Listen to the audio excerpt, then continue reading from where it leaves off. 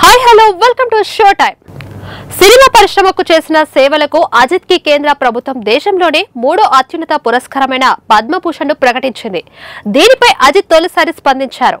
ఈ సందర్భంగా ఆనందం వ్యక్తం చేస్తూ ఓ భావోద్వేగ పోస్టు పెట్టాడు. ఈ క్రమంలో తన తండ్రిని, ఆయనతో ఉన్న అనుబంధాన్ని గుర్తు చేసుకున్నాడు అజిత్. పద్మభూషణ్ పురస్కారానికి నన్ను ఎంపిక చేయడం గౌరవంగా భావిస్తున్నాను. రాష్ట్రపతి ద్రౌపది ముర్ము, ప్రధానమంత్రి నరేంద్ర మోడీకి హృదయపూర్వక ధన్యవాదాలు.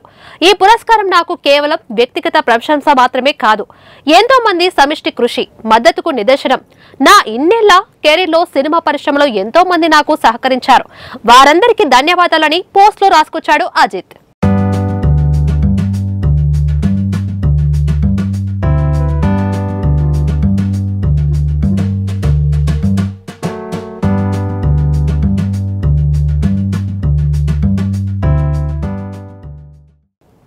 అందరి ప్రేరణ, సహకారం, మద్దతుతోనే నేను ఈ స్థాయిలో ఉన్నాను. ఎన్నో ఏళ్లుగా రేసింగ్, షూటింగ్ లో సహకారం అందించిన ప్రతి ఒక్కరికి కృతజ్ఞతలు. ఈ రోజు నాకు దక్కిన గౌరవాన్ని చూడటానికి నా తండ్రి జీవించి ఉంటే బాగుండేది. నన్ను చూసి ఆయన గర్వపడేవారు. ఆయన మన మధ్య భౌతికంగా లేకపోయినా నాకు దక్కిన గౌరవాన్ని ఆయన చూస్తూ ఉంటారనే అనుకుంటున్నాను అంటూ రాసుకొచ్చారాయన.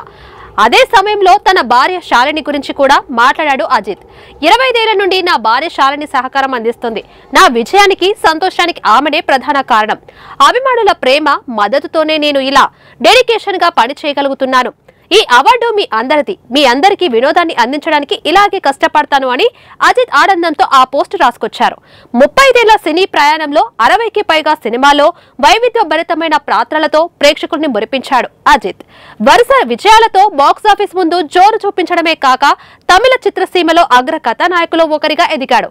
తమిళనాడు ప్రభుత్వం నుండి ఉత్తమ నటుడిగా 2 సార్లు 2001, 2006లో అవార్డులు అందుకున్నాడు. ఇప్పుడు పద్మభూషణ్ కూడా అయ్యాడు.